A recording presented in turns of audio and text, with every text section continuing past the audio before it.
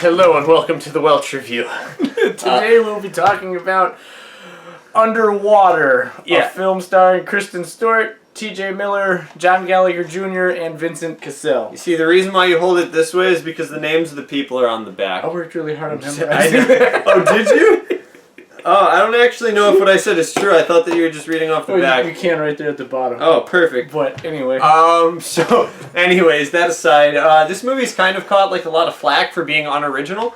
Did you want to hold it? Yeah, I mean, I'll hold it. Okay. So basically, it like plays off of a lot of tropes that are already well established in horror movies, but it gets a lot of, like I was saying, a lot of crap for it, which I don't really understand, because at least it's my belief that if you are mimicking a pre-established genre or a pre-established precedent, that doesn't necessarily make you bad if you can pull it off correctly. Obviously in this there's a lot of Alien, what is it, 2000 Leagues Under the Sea? Definitely, I would argue some Godzilla. Definitely Lovecraft. Yeah, so there's a lot of influences in this, but it ties them all together very well. The other complaint was that it's short. I think isn't it like an hour and a half? It's like, don't get me wrong, it's well paced, right? It's not like it throws everything at you right away.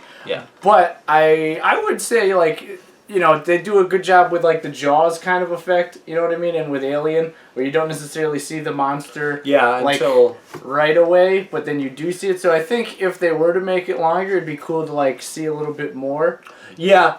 But I guess what I'm trying to get at is, even though it plays off of all of these pre-established tropes and ideas, it does it very successfully. And if you look at other genres, that's typically rewarded, right? So I'm kind of a nerd. I watch anime, and there's a show called My Hero Academia. It doesn't bring anything new to the equation at all, but it does pre-established ideas in a very well-formulated way, and that's loved by like the entire community. So to me, I don't really understand why this gets a lot of crap when it does the same exact thing. Do you have something before we get into the plot? Oh, I was gonna say, you know, Kristen Stewart, most people know her from Twilight. Mm-hmm. I'm sure some people don't think she's really like, you know, as talented as she may be. But I mean, I think she's doing quite well, shedding that, you know, Twilight shadow away from her. You know, she's not Sigourney Weaver, not Ripley, but she's her own character in this. You know, playing Nora. You know, she definitely commands the screen. You know, she's worthy of being a starring lady in this. The one thing that I will say about her performance, and this kind of goes along with her character, which we'll get to. So, like, it has context, but she's very detached, right? Mm. Like, emotionally, she's detached. And that's not to say that she doesn't ever get sad or freaked out during the show. There's plenty of scenes where she gets panicked. But overall, she's a pretty, like, emotionless character, but for good reason.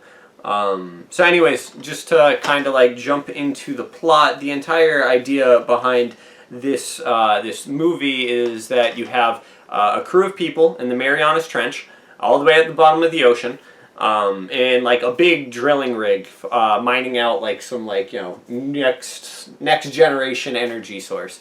And then all of a sudden there's like this massive earthquake. Their giant rig, right? Their giant, like, living habitat for undersea exploration. Part of it just gets destroyed and the rest is compromised, so they need to escape. So ultimately they wind up walking across the seafloor, and when they do, they come into contact with these monsters, and that's when the horror aspect starts to really kick in. So you have kind of like a couple of different types of horror there. You have environmental horror, where, you know, you could just die because you are inside of a building. Mm-hmm. Yeah, like disaster movies, right from the opening, just automatically. It's not slow. It's very fast paced, and I'll let Sam finish what he's going. And then, like, obviously you have the monster horror, And then on top of that, even just when they're outside of their enclosures, there's always the risk of them running out of oxygen because they're underwater, or their suits becoming compromised and breaking, or their rebreathers get damaged so that they can't breathe anymore. And it puts some like poisonous gas into their soup. Yeah. So like definitely some beat the clock monsters, environment, disaster wrapped into one. And I don't think it tries to be one thing over the other. More of it just kind of, blends it all nicely together. Sure, some things are maybe, skipped over more than like they could have been, elongated. But you get what you get. Yeah, and I think kind of one of the reasons for that is that a majority of the movie must have been extremely expensive to film because of how much special effects had to go into it to sell the idea that you are underwater, that you have these monsters hunting you, that your base is underwater. I mean, just the practical effects in this film are very well executed and believable. And because of that, I would assume that its 95-minute runtime is kind of linked to the budget that it had. It can only run as fast as it money. Can only run as long as its money will let it go. Yeah. Okay, I got you. And I think the concept, right? Like a lot of things have taken us to space. If definitely a few movies like Leviathan have taken us, to the bottom of the ocean. But there's still a lot down there we don't know about. Whether this quote is true or not, but I've heard multiple times, probably in movies and I probably in books, but definitely in movies. But like we know more about space than we do the ocean. You know what I mean? So we don't know what's down there. And really, since Spielberg's Jaws, everyone's kind of been afraid what lurks beneath. And this film does an excellent job exploring some possibilities of what is down there. Yeah. What lies in store. What did you think of the monsters, their design? So I like the monsters a lot. They kind of, they look like fishmen, right? But like they're larger than your average human, and they are much, much more powerful.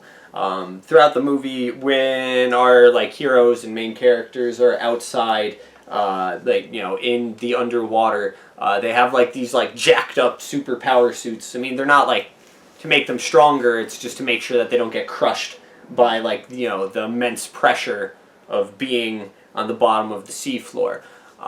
But even in these like giant overhauled suits, the monsters still dwarf them. So they are big, they're humanoid looking, but they are distinctly like alien from like anything else that you've ever seen. At least in person. Like I'm sure you'll notice like they remind you of like some Lovecraftian stuff if you've ever looked at that. But definitely keep that in mind as you watch that. I don't want to say more of that, but the director definitely has confirmed some things, so keep that in mind when you watch it. I think there could be possibilities for sequels or spin-offs. You definitely left that open, yeah. But they definitely also, if they don't go that route, they have closed the story in a specific kind of way as well. But I definitely, it's good to see them make monster movies, and good ones. Yeah. Because granted, there are a lot of ones that try to be good or just like, what we need to do? We need to turn out a monster movie because what people like, Yeah, and like... For cash grabs. Yeah. Like for just kind of getting back to one of the things that you said previously is it like blends everything together well. It blends all of these different ideas together well, which is something that like a lot of movies fail at horribly. Like I'm a big DC fan, but the Justice League movie, they tried to blend all of these characters together, and it was just like the worst amalgamation of superheroes that I've ever seen. Another example, also a DC movie, unfortunately, I'm sorry, Batman vs. Superman. Now that movie was significantly better than Justice League, but that's a low bar. Right? Batman vs. Superman had potential to be very good, and then they were like, what if we just added in this? What if we just added in that? And then, at least for me, that killed the film. This movie takes all of like the standard ideas and blends them together in a way that's like acceptable and it makes sense and it works. And that's not easy to do. I think that deserves respect in its own right. No, it absolutely deserves respect. I didn't mean to.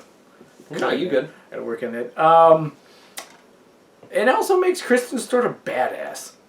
You know, like there's one scene, like there, and you'll know what we say when we say this one scene where it like looks like things are bleak, and then there's like this moment, and you're like, oh. Yeah. So, you know, definitely keep your eyes open. This movie by no means is slow. I know I've said that like 2 times. It really feels like time flies by watching it. So, you know, it's worth popping on. I mean, what else are you going to do? You're in a quarantine. Yeah. I would say definitely check it out. And thanks for tuning in. Yeah? Yeah. Yeah. We'll see you next time. This has been the Welch Review.